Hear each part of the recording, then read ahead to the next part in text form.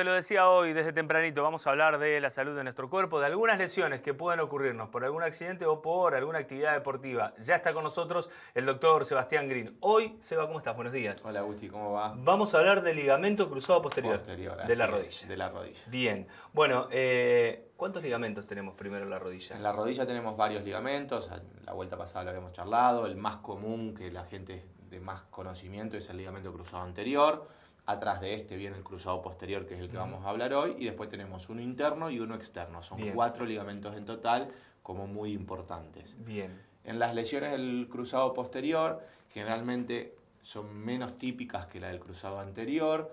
Generalmente las vamos a clasificar en 3 grados, un esguince, una ruptura parcial o una total. Y a diferencia del cruzado anterior, que la más común es la ruptura total, en el cruzado posterior generalmente es o una distensión o una ruptura parcial. No llega a ese... Es muy raro que llegue a la ruptura total, porque tendríamos que hablar de algún accidente o algún traumatismo deportivo de muy alta energía. ¿Cómo me doy cuenta?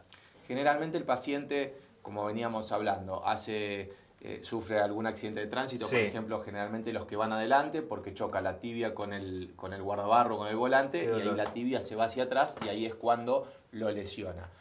Generalmente es un ligamento que es mucho más ancho, más grueso, tiene mucha más fuerza, como lo ven por ahí en las imágenes, a diferencia del cruzado anterior, es más resistente a los traumatismos, y la rodilla, una vez que se lesiona, se inflama mucho, empiezo a perder un poco de estabilidad porque se va la tibia hacia atrás, me cuesta dar el paso, me cuesta caminar.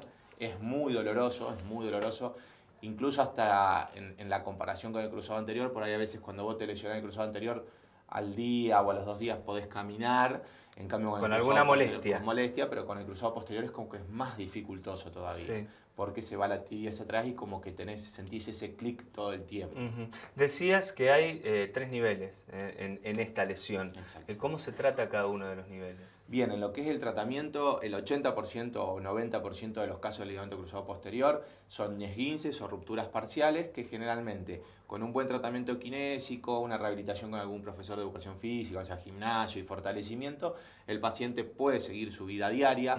Generalmente se operan 2 tipos de pacientes, o el que tuvo un accidente laboral que cae en el seguro de ART y demás, o el deportista de alto rendimiento.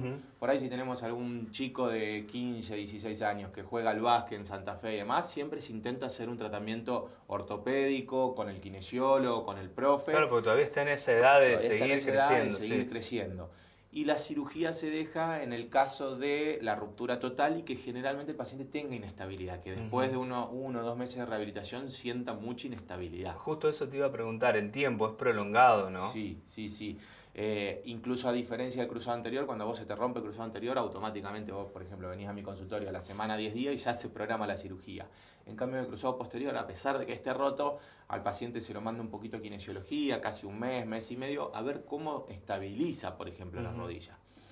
Muchas veces el cruzado posterior también va asociado a la lesión de los otros ligamentos, en un traumatismo de alta energía, como fue el chico de Argentinos ahora en lo último, va asociado a otra ruptura del cruzado anterior o del ligamento interno, y bueno, ahí también hay que ver en qué forma vamos reconstruyendo esa rodilla. Y una vez que se hace el tratamiento, uno piensa, vuelvo a la vida normal, con algunos cuidados, con algunos recaudos y precauciones. Sí, generalmente el paciente que tuvo una lesión de cruzado posterior y no fue operado, lo que siempre se le recomienda es seguir fortaleciendo sus musculaturas, sobre todo el cuádriceps, los isquiotibiales, como para que contengan desde la musculatura esa pequeña microinestabilidad que le genera la falta o la distensión del cruzado posterior. ¿Esta es una forma tal vez de prevenir? ¿Hay maneras de prevenir? Sí, siempre decimos lo mismo, una vida saludable, trabajar los músculos, hacer ejercicio, no tener una vida sedentaria, cuidarse con la alimentación, siempre hacen que prevengamos tanto las lesiones musculares como las ligamentarias o tendinosas. Bien, bueno, mucho tiene que ver calzado, como lo decías, y además la conciencia de hacer un movimiento precompetitivo, una entrada en calor cada vez que vas a hacer algún deporte. Siempre, sobre todo en los deportes de contacto, como veníamos hablando en estas lesiones, como el rugby, el fútbol, o algunos de los que hacen salto en alto, o con grandes caídas. El mismo básquet. El mismo básquet. Por ahí en el básquet, como hablábamos la otra vez, es más frecuente la anterior que la del posterior, tiene que estar asociado a pisar a algún compañero cuando caes o algo. Pero siempre hacer una buena entrada en calor, un buen trabajo previo a los partidos de la parte física que creo que hoy los chicos y los profes lo están haciendo, a diferencia de antaño, se hace mucho más trabajo en la parte Hay más física, conciencia. Más conciencia.